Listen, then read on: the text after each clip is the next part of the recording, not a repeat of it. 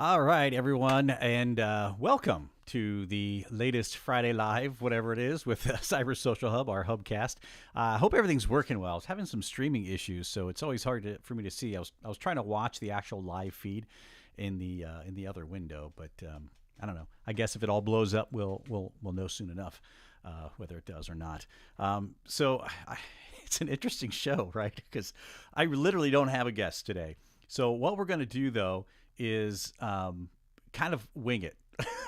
What I mean by that is there's an actual topic and there's an actual outline. I did take the time to do that. We're going to talk about some essential skills that what we think of examiners. Now, I know there's a lot of regulars. I was really hoping everyone would be here for this that normally come in. And, I was looking through chat and I saw, Brett, Sam, of course, Megan's here. And Ron is also in here somewhere. I'm trying to look at the chat to see who's all in here. But so I'm hoping someone would have some input. And if I can talk you into it, I can send you the link, and you just follow a link, and you pop right into the screen here, which is kind of amazing. So I'm going to show you guys exactly the chaos that I see here on my screen. So literally you're going to see the production here of kind of behind the scenes of what it looks like here, right? We have the guest window somewhere down over here, right? And then the live production is at the bottom, and then the preview is the biggest one here in the middle. And all the controls that go along with the show are also here. So there's a link down here that I can issue to you guys, which I'm going to do here in just a second. So I'm going to take this back out of a live demo mode so you guys can actually see me. But what we're here for, those of you who have never attended one of these, sorry ahead of time, all right? Where I like to call us the really bad late night talk show we do in the middle of the day on Fridays. That's really what it is. My name's Kevin DeLong. I am the founder of Cyber Social Hub. And what Cyber Social Hub is a community, essentially, online community of digital investigators, where you can come in and ask questions, engage with folks. I'm going to go ahead and flip over to what we see here. Yeah, there it is. There's Cyber Social Hub. Oh, you can see Megan posted stuff about the show. Great. So and you can kind of just come around in here and see all the stuff. There's a lot of groups, things like that. I show this every week just so you guys can come in, register. It's all free, absolutely. Register, and if you don't want emails from us, opt out. It's really that simple. We'll never force you to take an email from us, but we got to pay the rent somehow. Some of our awesome sponsors help that too. These hubcasts, they're not sponsored. We just do them to have fun, and it's Friday, and really nobody wants to work about 2:00 is what it kicks in, right? Maybe 3-ish. So we hope to catch you guys a little bit early. But what I want to show you here is before I go any further, I'm going to actually close this out. You guys are going to see like the ugly mess of my iPhone screen here in just a second, like right here, hopefully. Hey, there it is. It's this side. It's right there, or whichever side that you guys see me on. So what I want to show you is, you guys know we've come out with, and this is my actual iPhone screen. You can see I've got it here in my hand, and as I move this thing's mirrored right to my screen. So true fact. So you guys know we've been working on an app. Well, if you look down there, there's one called Test Cyber Social Hub, right? Yeah, exactly. And I'm going to start this thing up. This is like the early version of it, but here it is. It's saying the embedding turned off. Megan, can you go in there and fix that? The playback's been disabled, unfortunately, or it's trying to pick it up in the app, which is weird. It shouldn't be trying to do it live. Anyway, this is kind of the early stages of our app. And you can see it's just that. I mean, I'm scrolling through here live on the screen, and it's our app. Down the bottom, we got all the groups that are in here. So it is a real thing. It's just not on the App Store as of yet. It should be there, oh gosh, here in a couple weeks or something. We're getting ready to start the Apple approval process, which is a little bit of a nightmare. But, everything's right there. It's kind of awesome to see this thing live on my phone. And it's right there, ready to go. So that's really exciting. It's been kind of a long road with this one, but hopefully it's going to be really soon on there. And you guys probably noticed also, I got some new banners back here. Yeah, we're getting ready to start conference season, which is happening real soon. We're heading to IASIS first, right? Going to be down there, hang out with those guys, Gene, Brent, and all the crew down there at IASIS. They invited us down. I had him on the show, Gene, a few weeks back. What a fun show. Brent gave me all kinds of great dirt to use against him. That was great. I just got to be careful I'm down there that Brent doesn't collect any on me. And then right after that, literally, we drive back up here at Ohio, where we're at in the Cleveland area, and then shoot right back down to Myrtle Beach. Myrtle Beach is going to be a fun one. It's a Techno Security. We're taking our entire show down there live, and we're planning on doing like 3 shows a day. They're going to be quick. They're going to be short. So that week, Megan, I don't know the dates off the top of my head. It all runs together in my brain. But literally, we have a whole brand new studio to take down with mics and the whole 9 yards. We're going to broadcast from down there. So if you're going to be at Techno and you want to come on the show and actually set with me, first, number one, I'm sorry ahead of time because I'll make fun of you a little bit, and feel free to make fun back. That's the way we are. That's how we show our love with one another here in this world. But yeah, it should be a good time. And then from there, there's several that we're going to. We're going to Osmosis Con, I'm pretty sure, which is down in Tampa this year. PFIC is going to be in Nashville, one of my favorite cities ever, just because it's country music city. I like country music, so that's going to be a good time down there. So if you guys want to be a victim on today's show, all right, first of all, there's a couple rules, right? You must be fully clothed. Sam, I'm talking to you. So that's the one rule. And 2, try not to do anything that gets me banned from YouTube, right? They like to do that. We try to follow all the rules as much as we can. With that, doesn't always happen. But anyway, so that's really the rules. I don't think there's a rule against swearing because I've watched other podcasts on here and, man, they're just all out there wherever. So, but however, like I said, we do have a show planned for you today. I did kind of lay it out a little bit. And it's essential skills of what you guys think. And I threw some in here too. And these are just my opinion. I picked 4, right? I picked 4. Oh, yeah. Sorry, I'm watching chat too. And Sam's reaction here kind of, oops, hang on, Sam. Let me move you up somewhere. That I can actually see it. Well, pop you right above my name there. I don't have a guest on today, so the windows are all an odd size. You just get me today with that. So, yeah. So if you guys want to be on the show, let me know. I was debating on whether to do this or not. We can handle, my system, I think, can handle 4. This platform, this studio that you guys kind of saw, will handle 4 people. At any one given time, but I'd like to guys just kind of stagger you guys out as much as possible. So I'll answer and keep you guys down in what's called the green room or the waiting room. You'll be able to see the live broadcast. You'll know if I accept you or not because I can see you before I answer. So that kind of defeats any plans that you might have. So yeah, I'm going to start the first one and get some conversation going. And you guys let me know with if somebody wants to come on the show. And I know there's several of you here that's hiding now. It's funny when the chat was going before the show, everybody was kind of talking back and forth. And now that I've asked for volunteers, everybody's like, whoop, quiet. It's like crickets out there. So let me talk about the first skill, which is an obvious skill, right? That digital examiners or really digital investigations just in general, right? Because, digital forensics has really morphed to a different type of animal. It's always been doing this. Don't get me wrong. I like to see it as a tree, right? We call the tree digital investigations, and there's a branch of digital forensics, right? Or sorry, let's get real specific here. Computer forensics, right? There's a branch for IoT. There's a branch for mobile. There's all these different branches. Network forensics.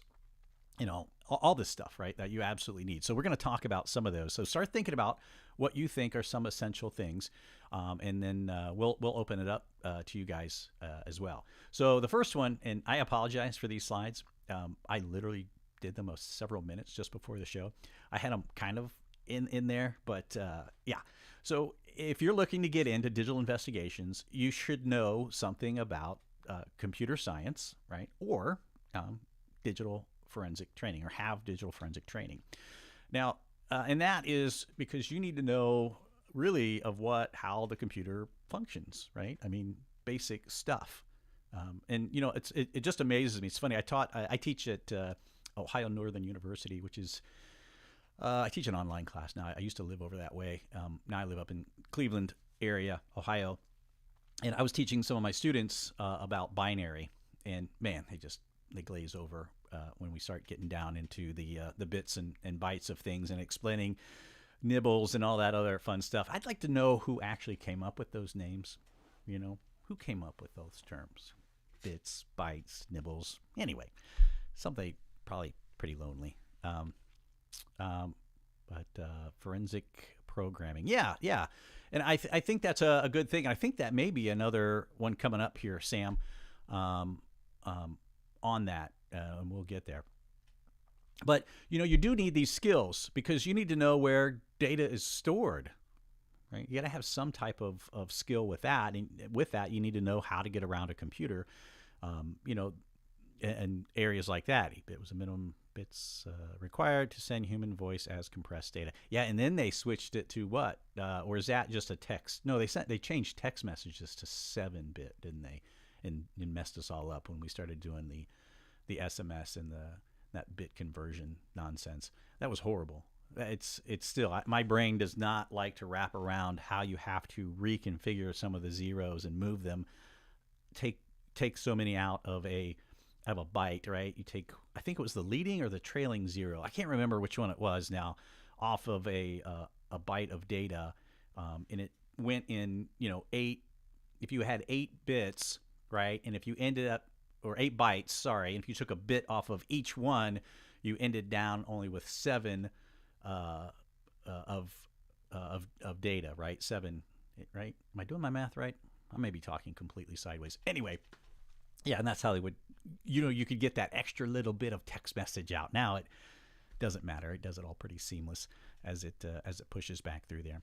But yeah, you need to know some of this stuff. What do you guys think? Any particular area in the computer science or digital forensic training that people should have in there? I left the digital forensic training pretty wide open for you guys to start mentioning, you know, specific areas of what's needed in that specific discipline type of training there.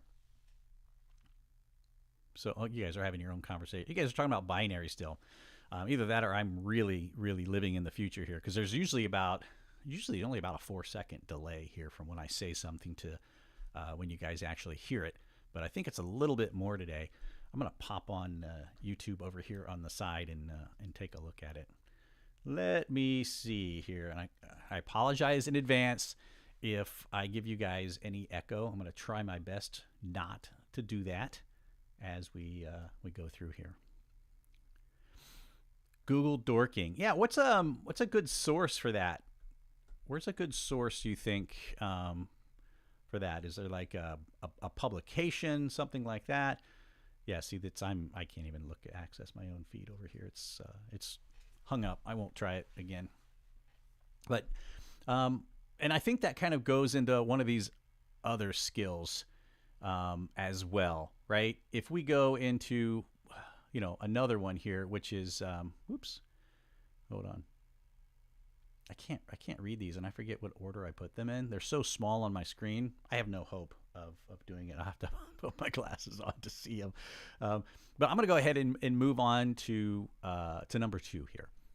To number 2 while Sam finds some of his resources, which, you know, this one is one that people tend to forget, right?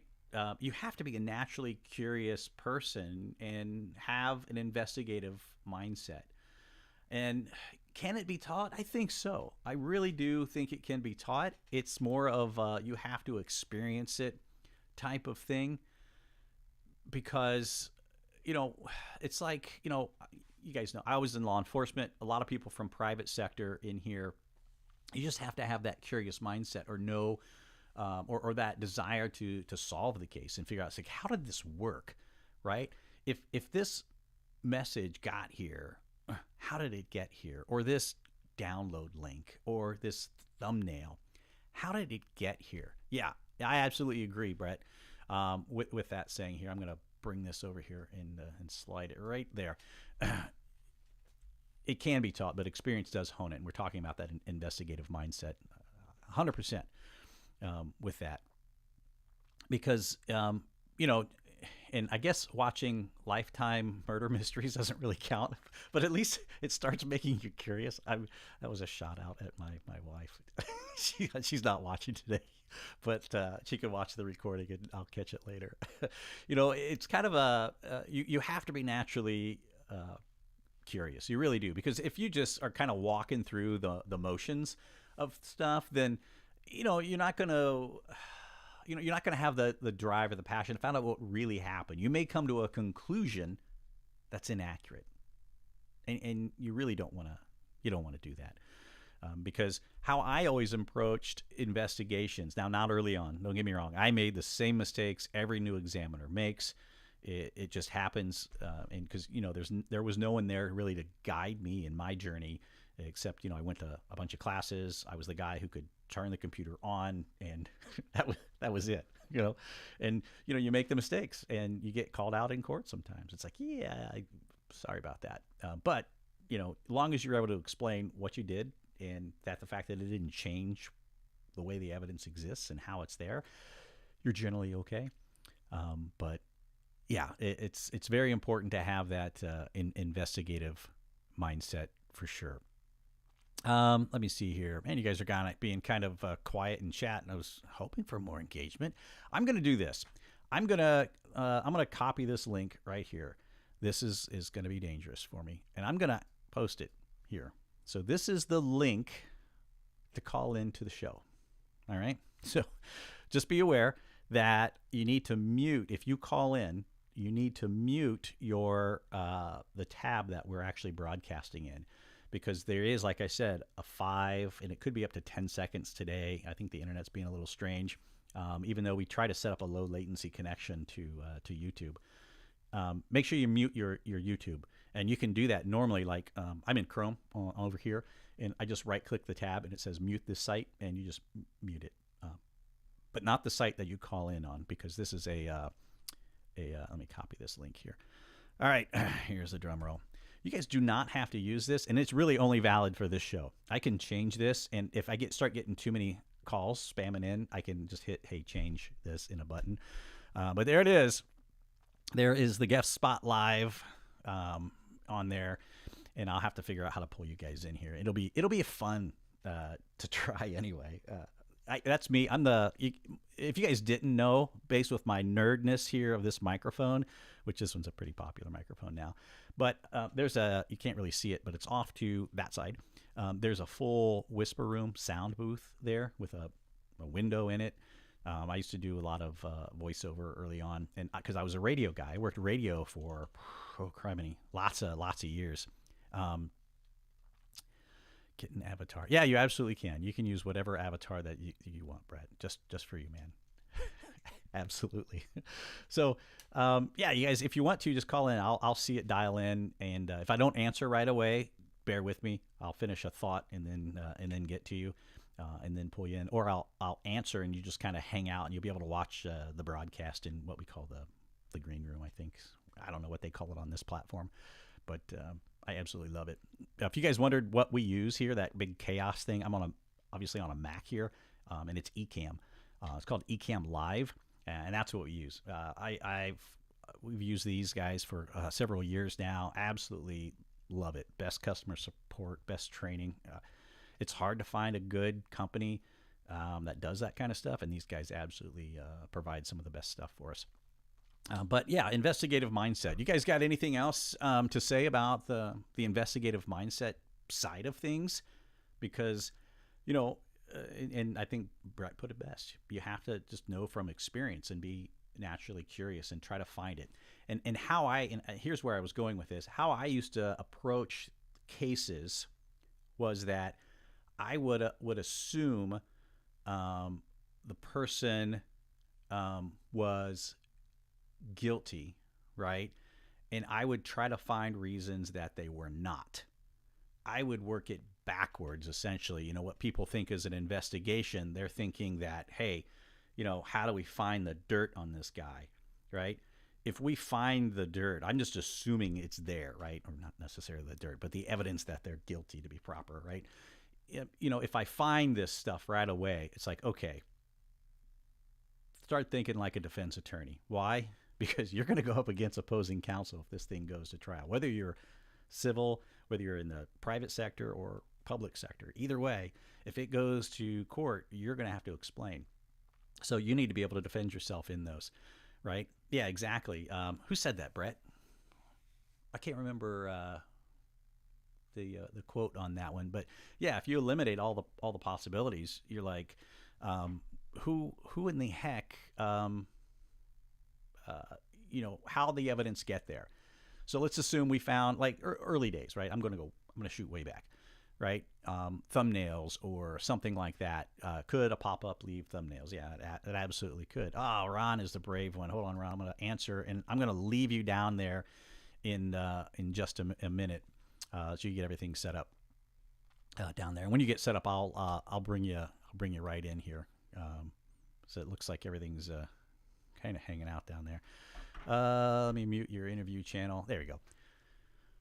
Brett is a brave one as well. All right, Brett, I've got you in here. You're muted as well, so stand by just a second. So I'm going to try this. I have not, I'm going to have to set up a new window here. Give me 1 second to set up a new window. And I need to get rid of this. And I've just disappeared. All right, let's bring me in solo. Hey, there's the full screen me. All right, so Ron, when you get your stuff rolling, you can be in there. Brett, I'm going to bring you in now. Give me a thumbs up if you're ready to go down there. All right, awesome. I'm going to bring you up in here. And hey, there he is. Welcome. Welcome. How are you, man? Good. Oh, my kitten's not showing. Okay. No kitten. I don't see a kitten in there, even on your That was scary. your other screen. Oh, you're messing with me. Yeah. Look at your chair. Hey, look at that. Best chair. You got the exact same chair. That's awesome. Yeah. I've never seen anyone with another chair just like this. See, that means you were best one. you were meant to be here. So, with the investigative mindset, right?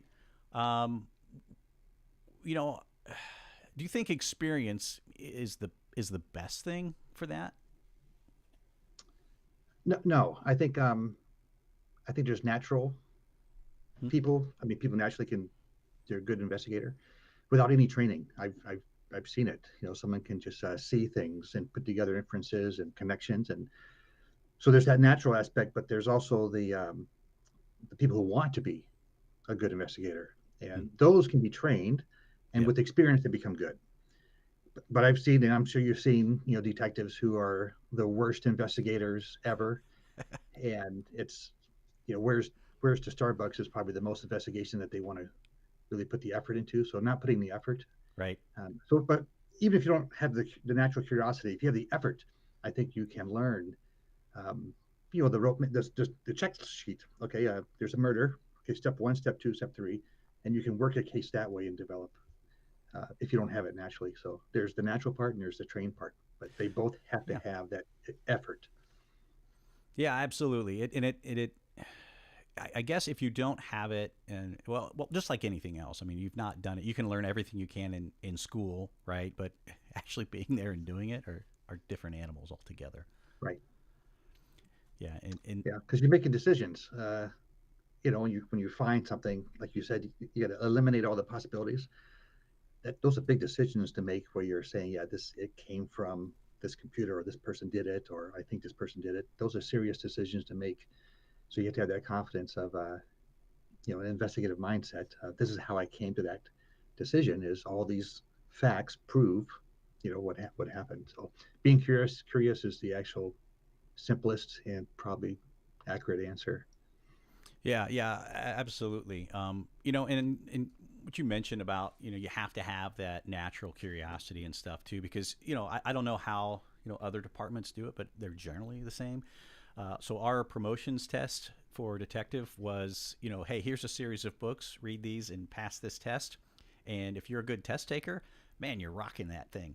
You know, and I think it was detective. There was an interview portion of it. I can't remember now. But, you know, if you pass those two things, that's all it takes. You're suddenly a detective. You know, again, like you'd mentioned, whether they wanted to go into Starbucks or not is another thing. So, yeah, for sure. I'm trying to look at my controls here. I'm going to leave you on because, okay, it looks like Ron. Okay, Ron, give me a thumbs up if you're ready to go. I can see you down in the guest thing. I'm going to try to add three of us in here. If it blows up, I'm sorry ahead of time. So here we go. I'm going to add him to the right of me. Hey, there we go. Camera's a little low. I can't bring you up. I don't think so, Ron. Hold on, I might be able to. No, I can't on here. Normally, I try to get everybody's head. Usually in the pre-show, I try to get everybody's head. But since we're just winging it, you're just going to be a little short. Sorry, Ron. That's okay. So you're on the private sector side of the house, if I remember right? Yes, now. Okay. So what do you think is, you know, when it comes to the investigative mindset with what you see on the private side, have you encountered guys that don't have LE experience or law enforcement experience? And if not, you know, kind of how are they different than like law enforcement, someone with prior, you know, that's just the nature of us. So the difference working on the private sector versus the LE side is there's a lot more emphasis on getting answers fast. So it's a different way of doing digital forensics because you're really doing more incident response, and so you need to get questions answered like ASAP. So what tends to happen is you may not be working with things like a full forensic image. You may be working with just the log files or other a smaller data set, but being able to quickly find answers to the questions that need to be answered is more critical. It doesn't tend to go as deep as probably a law enforcement investigation would, but I do believe that on both sides you have to have a good analytical method, and that's simply taking raw data and making sense of it, answering questions with it. Yep, for sure. And I am trying my best to leave all three of us on the screen and not break stuff because, like I said, normally this is all pre-show done. So I'm going to try something here that, oh, it's going to work. Yes. All right. I'm going to bring in I'm going to publish this and hopefully it works. I'm going to try not to put it over your head, Ron. There we go. Hey, there we go. All right. So I got the next skill. So I just stole it from another slide and brought it over here real quick. And get your guys' thought on it. No one else is calling in, so it's the three of us today. That's the show, and we'll go from there. So OSINT, right? Open source intelligence. Do you guys think that is a must-have skill in a digital investigations nowadays? Yeah. I think for any investigation. Yeah. Right. Any investigation. Yeah, I mean, when I was in law enforcement, right, full time, we didn't call it OSINT, we just call it investigating the internet. It's an internet crime, right? Is what it was called. I like the cool name, but you know, OSINT's a little cooler thing, and it really encompasses a lot more than technology. Because one of my favorite people in OSINT, who's Cynthia Hetherington of the Hetherington Group, man, she is whiz bang at this stuff. You know, she started off as a librarian, right, where she would gather information, and that's what she did. And now she's got the Hetherington Group, and you know, she teaches a lot of people across the world how to do these skills.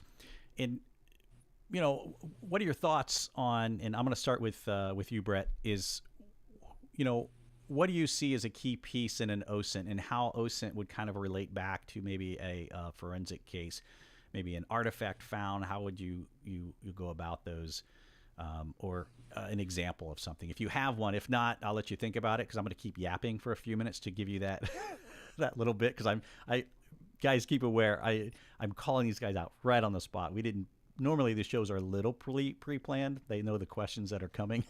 Not this one. so, so Brett, what's kind of that one? Yeah, Ron, you laugh. You're next. All right. I think it depends on it's anything that you find. If everything on the computer relates to the real world, Hmm. one way or another. I mean, Right. there's a real person typing in to the keyboard. So even if there's a photo on the computer, you have XF, GPS data on that photo, OSINT, you can, well, let's go to that lawn, on Google Earth, and we can see if that environment matches the photo that's in the GPS, or something to that effect, or with the illicit images type of cases, you can use OSINT for finding where that location is, where that photo was taken. Right. Social media posts where someone says you're on their Facebook and they're saying they're somewhere in Facebook, but you look on their computer or their device, their mobile device or laptop, and you say, well, they connected to this Wi-Fi, or this node somewhere, which is not where they're at, where they said they were at on Facebook. You can confirm or corroborate or disprove what somebody is saying using what's on the internet. So I mean, it's almost limitless, really, on what you can find either way. Yeah, and it's so amazing. I the first time I went to an OSINT type conference was just Osmosis Con last year. We took part in that, and man, it was stuff I didn't even never thought about. It's gotten so much now. Granted, I just left law enforcement full time in 2012. It's not been forever ago. I mean, well, I guess it's starting to seem that way now, but a lot of the things, especially now, the folks are faced with a lot of misinformation. That's been in the news for several years now. With, hey, that's not true, it's false, and false images or doctored images, things like that. Ron, I'm coming your way, man. I'm just going to warn you ahead of time. So some of those things that I never had to deal with because fake images back then were like clearly like Conan O'Brien late night full mouth, just him sticking his mouth through a paper thing, and it was pretty easy to detect a lot of those. Some of them were good, but you could usually always tell. But today's technology is rough. So Ron, where do you think some of those other techs are going? Because I've seen some crazy stuff in OSINT, especially with some of the technology that's out. Because now we've had to worry about pictures. Now you have full video going on where I saw one of. And I'm not calling out any one particular president here, by the way. We try to stay politically neutral here, but it was Barack Obama. It was just the one that I saw. So whoever created this on the internet, and it was just like you take my video right here and do the same gestures and things like that, and they would have they essentially 3D imaged him to do this kind of stuff. Do you see that going to be a larger problem coming up in the future? Well, you're talking about deepfakes, so yes, yeah, there you go. There's definite concern out there, and not just with video, but audio as well. I'd read an article maybe 1 or 2 years ago where a major company sent $250,000 to a criminal because the financial officer got a call that sounded like the head of the company on the phone telling him to send the money to this account. And then he got suspicious when the supposed CEO called back again asking for more money to be sent to the account. So at that point, he didn't send the second amount. But from what I've read, and I hadn't been able to confirm this or test it or anything like that, but it sounds like if they can get about 20 seconds of someone's voice, they can deep fake your voice and make it sound like you're saying whatever they want you to say. That's creepy. You combine that with video, and I mean, if you just Google YouTube this stuff, you can see where they'll take a recorded news broadcast, let's say for like a financial, talking about which stocks are doing what, and they'll change like one little word in there with that deep fake audio to make it sound like the stock's either doing really good or really bad. So it makes you question everything at that point. Yeah, and how are we how are we supposed to deal with this? Now, I know there's some software tools in development right now to kind of look at these. A really good friend of mine, Chet Hosmer, excuse me. If you guys know Chet, he founded Whetstone years ago, ended up selling the company.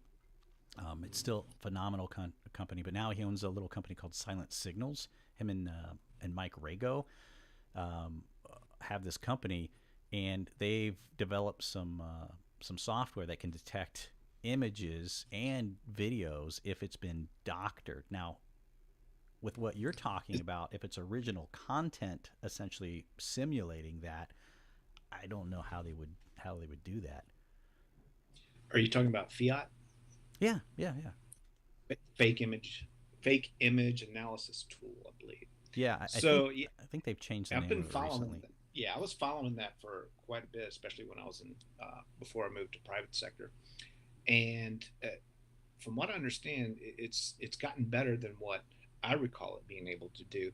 Now there are certain situations where it may not be able to detect a forgery, but that's more likely due to the fact that the entire image was forged, like it was just created digitally, like it was not.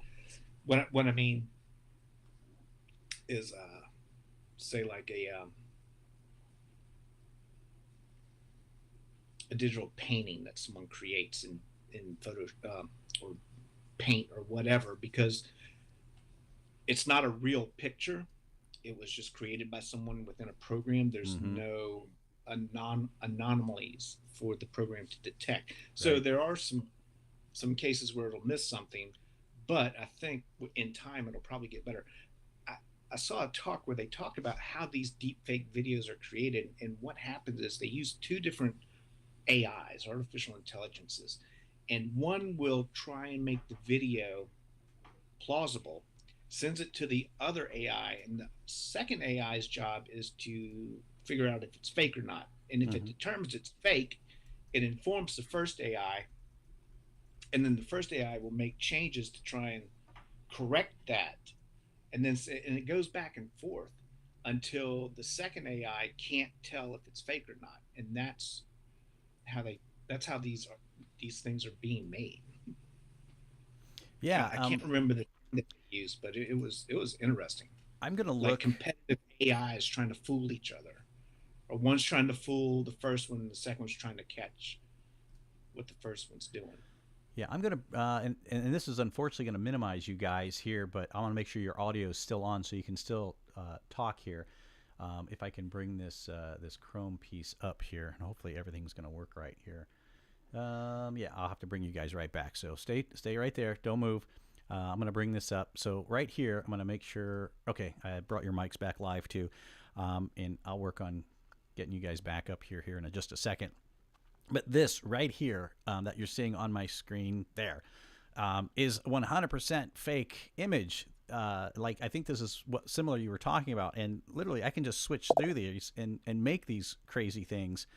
And these people, like you said, there's going to be no anomalies in this algorithm to pull them to detect like, hey, this was cut here or pasted here. It's just not going to happen because of this. Now I don't know what all this junk is. This is called generated dot photos is this site. I googled it in 30 seconds and pulled this one up. So this is not the one that I was trying to look for, but I wanted to give the audience a good example of what we were talking about here. And again, all you have to do is Google it, and I just said create a fake profile picture, literally, and boom, there that is.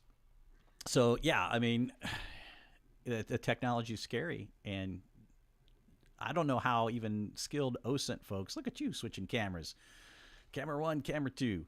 I love the shirt, by the way. I see a Star Wars shirt. Yeah, see, I just saw the font there and completely. Oh man, you're back to 77. Look at you go, man. That's I have a Stormtrooper helmet up here. My Mandalorian helmet's kind of down there. I have everything all over the place right now because we've ordered so much stuff with this mobile lab or this mobile broadcast system that it's insane. It's going to be exciting. Are either you guys going to be at Techno? I will. You are? Awesome. Hey, swing by. I want to meet you in person, and Sure. I got swag too. We'll give you guys because you guys, just for being like as kind as you were, because I was really in a stuck position, and I really appreciate you guys coming on. I am going to personally make either I send or give when I see you one of these. You guys have seen these before. You've now earned this. It's the A10 Warthog fired round. Sorry, it won't focus on anything, and it's like a certificate. No depleted uranium in this, so you're safe to actually drink out of it. At least I haven't grown a third eye yet, and I've done a few drinks out of this particular thing. So, Ron, if you're not going to be there, well, both of you. I'll just give me your. You can email me at some point and send me your address, and I'll ship it to you along with some other fun stuff too for being my guinea pigs. And I really appreciate it. All right, I'm going to move on to skill number whatever that we on here. Hold on, I got to hide the controls there. Doing this live is a little bit challenging, I must say, of changing my slides and stuff around when I was completely not prepared for any of this. Any guests? I really didn't think anyone. Thanks. I really didn't think anyone was going to help me out. I thought you guys were all going to just leave me hanging and laugh the whole time. So I really appreciate it here. We'll do that too. But you're always welcome to. Absolutely welcome to do that as well. All right, let me see if I could paste this in here and move this out of my way. And I think Sam is going to appreciate this one. Let me, all right, there we go. Publish, go. All right, there we go. So this is one that, has been around for a while. And, if I think, who was it that it would always say? If like Harlan Carvey was here, he'd be saying, no, it should be Perl. Perl should be in this list. It absolutely should, but Python was always my thing. I like coding in Python, but I think skills for scripting specifically, I wouldn't call, I don't know. I guess Python technically is programming, but I always thought it is. It's just a scripting type thing. Anyway, because if I can write it, anyone, absolutely anyone can do. And the kind of the example I used to use, if you could understand Yoda in Star Wars, you can read and program Python with no problem because it's switched just like that when it works. And so I'm going to ask who did I lead with last time? Brett, I'm going to lead with you this time. What do you think about this being a needed skill in digital investigations today? Well, in the beginning, it really never was, right? Right. It was at all. But now I think that, well, I guess personally for the needed skill, I think just the ability to try it and do it will help build your brain to work the way the software, forensic software basically works. So I think being able to see not that you have to write a good program, because I can't either, but I think just the point of, well, I can read what this is doing. I can write a really small one, a grade school level to do something. So I'm understanding how software works. And I think that's the most important part of this. And if you get good, of course, you can do a lot of amazing things. Like Harlan can write, Reg Ripper and other things. That's the good stuff. But I think just a point of, yeah, now I understand how software works. I can write this and this happens. So this tool that I'm using is more complex, but it does the same thing. So I'm thinking along the same lines. So I think that's important. It's at least just that part of understanding what a software code is and scripting and programming. Right, and today it's gotten better. A lot of the tools have Python backends or interfaces built into them, and just because I'm, and here's my thoughts on it. Maybe Sam can answer this a little bit better. Is it's hard to keep up with parsing everything. I mean, every 2 days there's a new database, or they've updated and they changed the schema in the database, and now the tool doesn't process it. And if you need it out clean, you have to either learn, how to pull stuff out of, a SQL database, or pull this, or write a script to be able to do some SQL queries for you, and just do it that way. Ron, do you run into a lot of this in the private sector now? A needed skill for Python scripting type stuff? I believe that it is out. Are we? Your audio was cutting out, at least for me. Brett, is it cutting out on you as well? Is it could be? It did. Okay. Hey, we couldn't hear you for a second. Okay, how's this? Hey, you're back. Cool. That works. So, in the private sector, yes. I do see some need for programming. Um, Now, I think when I was in law enforcement, I had more of a need for SQL because of all the SQLite databases on mobile devices and whatnot. You had to really understand, uh, like in tools such as Celebrite and others, you can custom create your own queries when you ran across some new um, applications database that they did already parse. Mm-hmm. In the private sector, I don't really see too much in the way of cell phones. Uh, and again, because I don't get a full image, I don't have a full database to run queries against. So, in that sense, in the private sector, it's more, again, trying to find the answers to questions.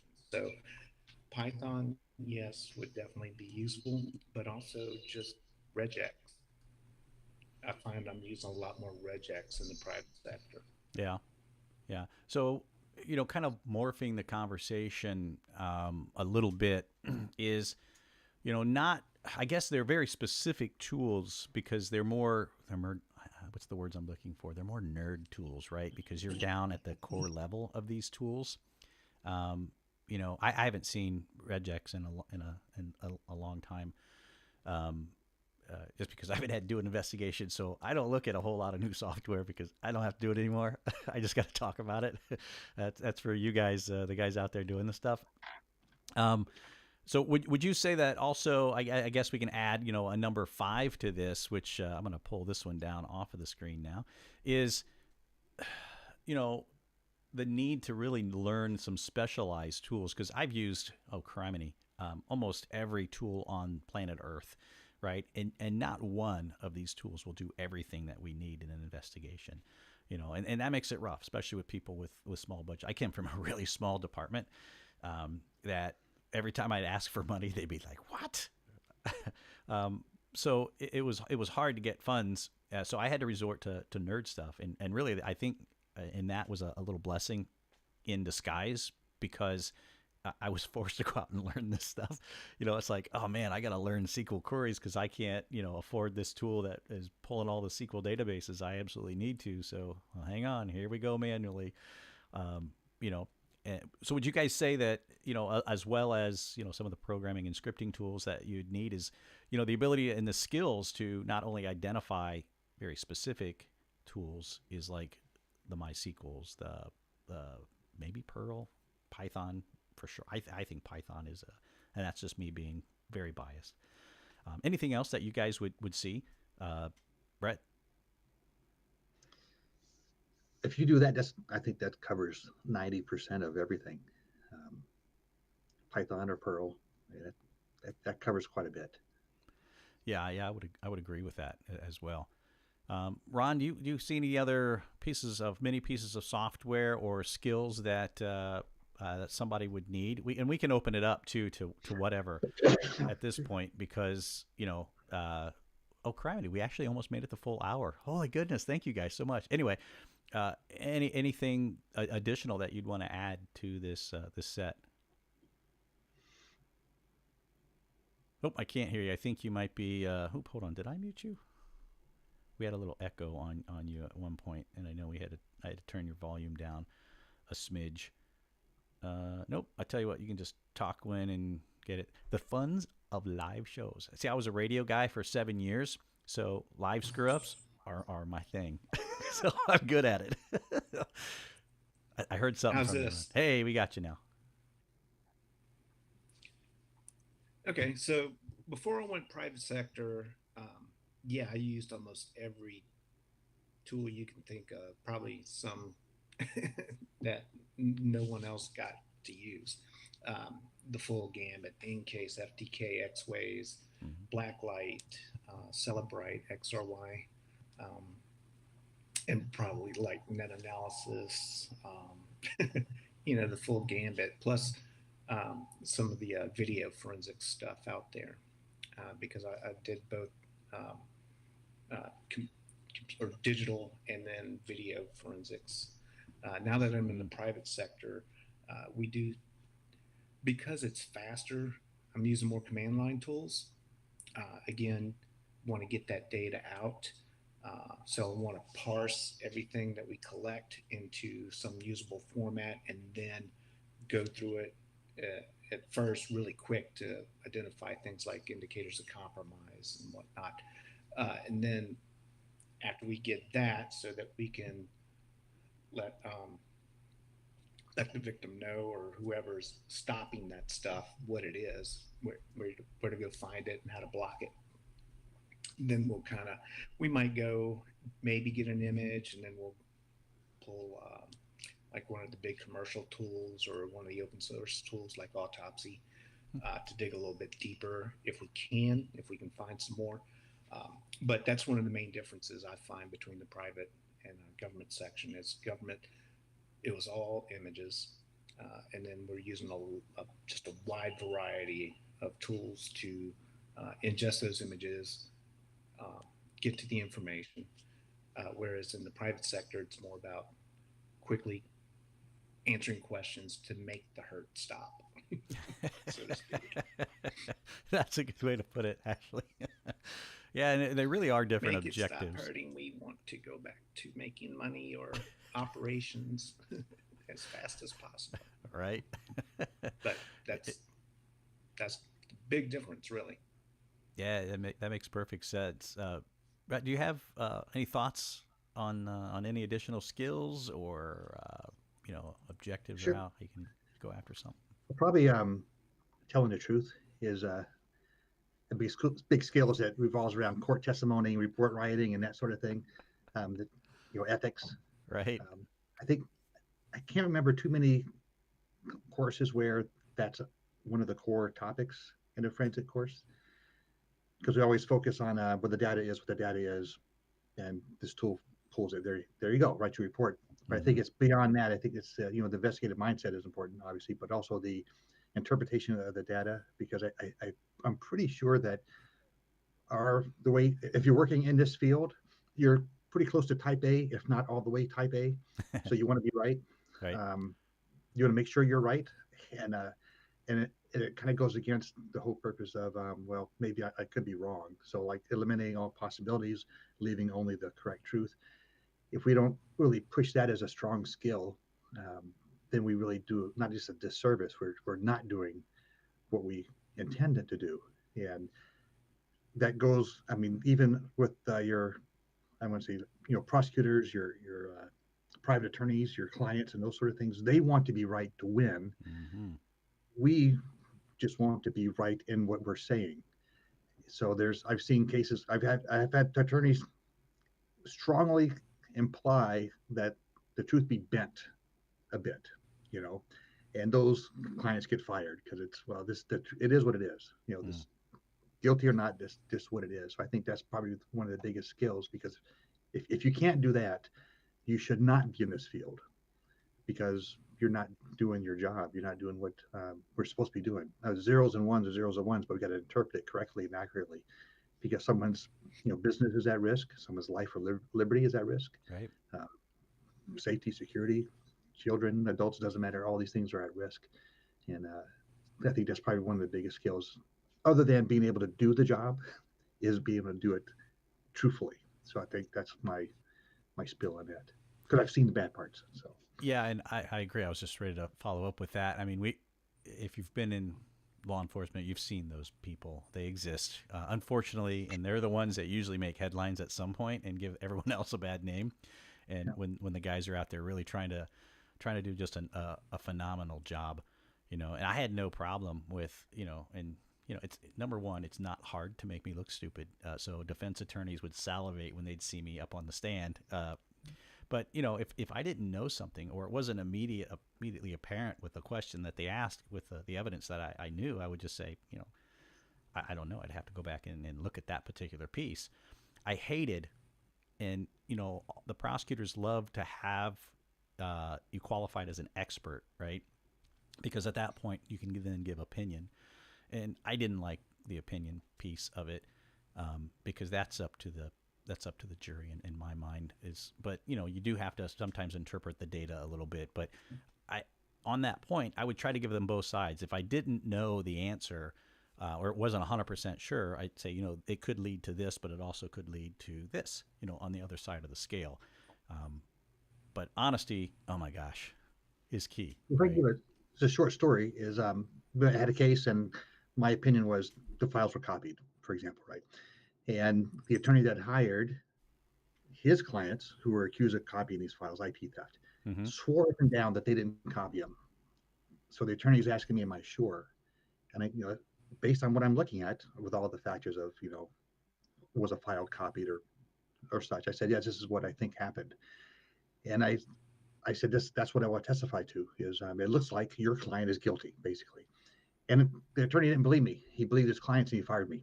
And probably 6 months later, hired me again and said, guess what? My clients admitted that they did copy the files. So, had I not stuck to the data, what I'm looking at, and said, well, maybe they didn't, right? And then 6 months later, it looked like I'm a dummy, that I believed the client, the user, instead of the data, what I interpreted.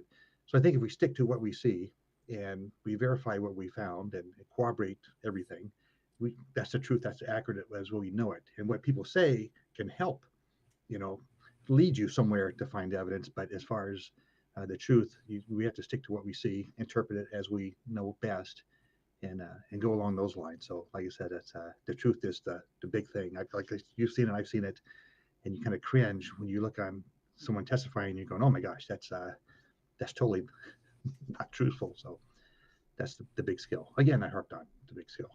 Yeah. So, there's a comment on what you had just said there. I'm going to put it up on the screen there. Ted says, fantastic point on ethics, Brett.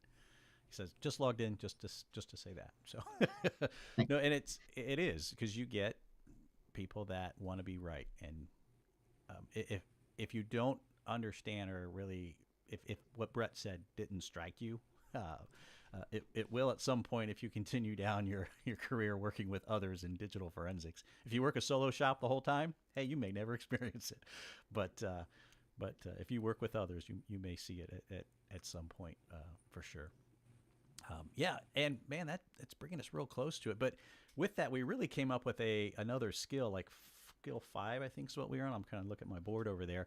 Is that ability to articulate or communicate kind of your findings, right? Because a lot of times, I always like to put it in, and man, I hope my mom's not watching right now, but I always try to explain technology to someone like my mom, who doesn't really know a whole lot. I can use my wife. She'll beat me up later. She's not a technology person. I'm an uber technology nerd.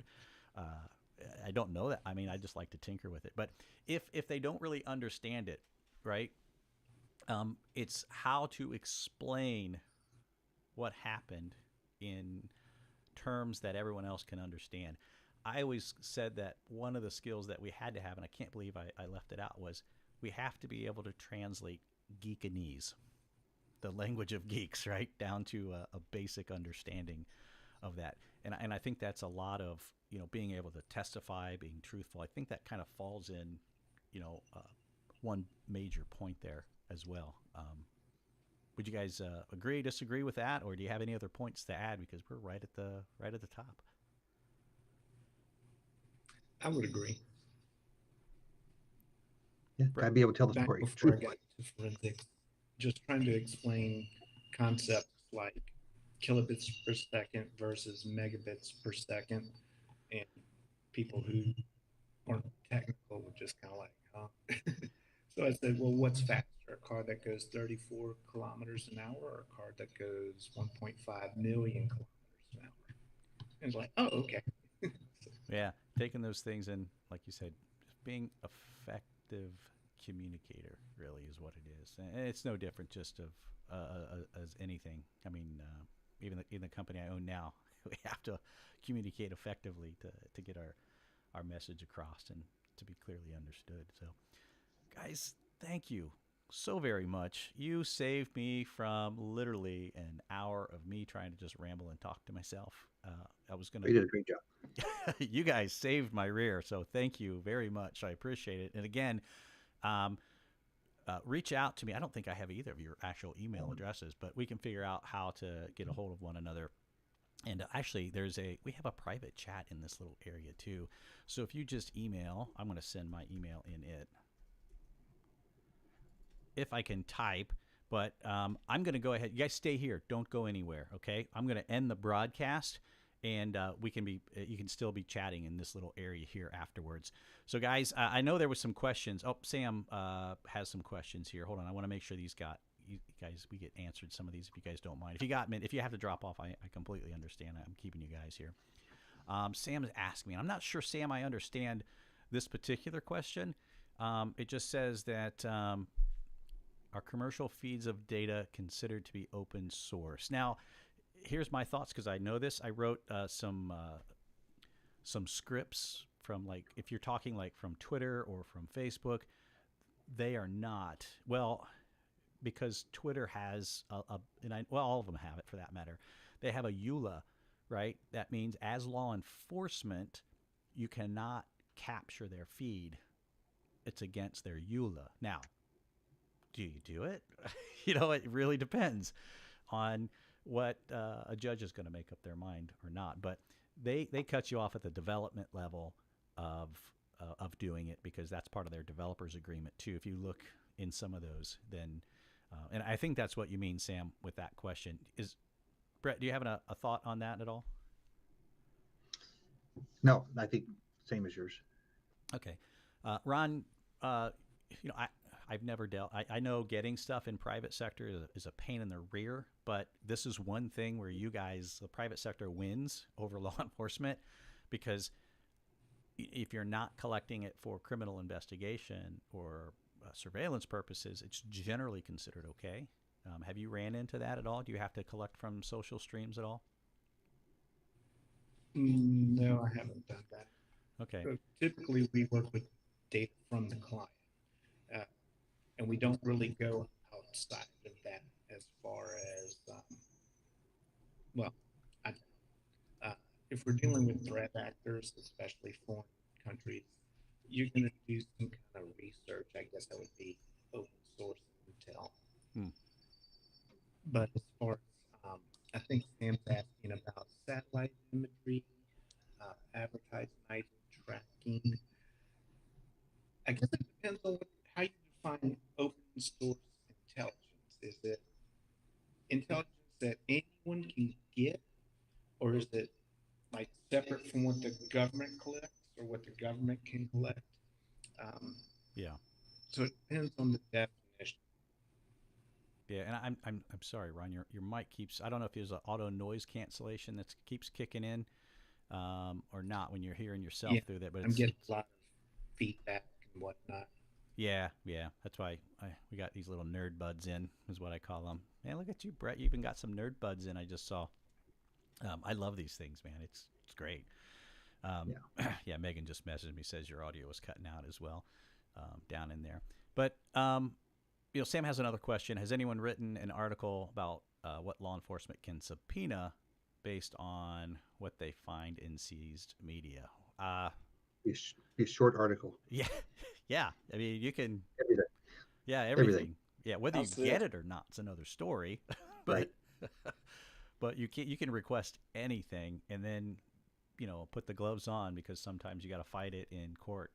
If you're not fighting with the third party who you're requesting it for, you may be fighting with the client or the client or the suspect or whoever about privacy rights. So there's a war on all fronts when it comes to that type of information out there. But yeah, we just request everything. That's the great thing. And the poor private sector folks are like, yeah, we can't get that. The client told us no. I'm like, what? they told you no? Yeah. Anyway, we just go and essentially get it. I think I've got all the questions now from here. I'm scrolling to look. That's why I like to put that little Q in front of these. That way it makes it a little bit easier to find. I have a search. Hey, no problem, Sam. And again, thank you guys, Brett, Ron, for hanging out with me today, man. I really appreciate it. Again, stay right here. Don't go anywhere. I'm going to end the broadcast, and we'll see everybody next week. So thanks, everybody, for hanging out with us. And again, you guys stay right here. Don't move.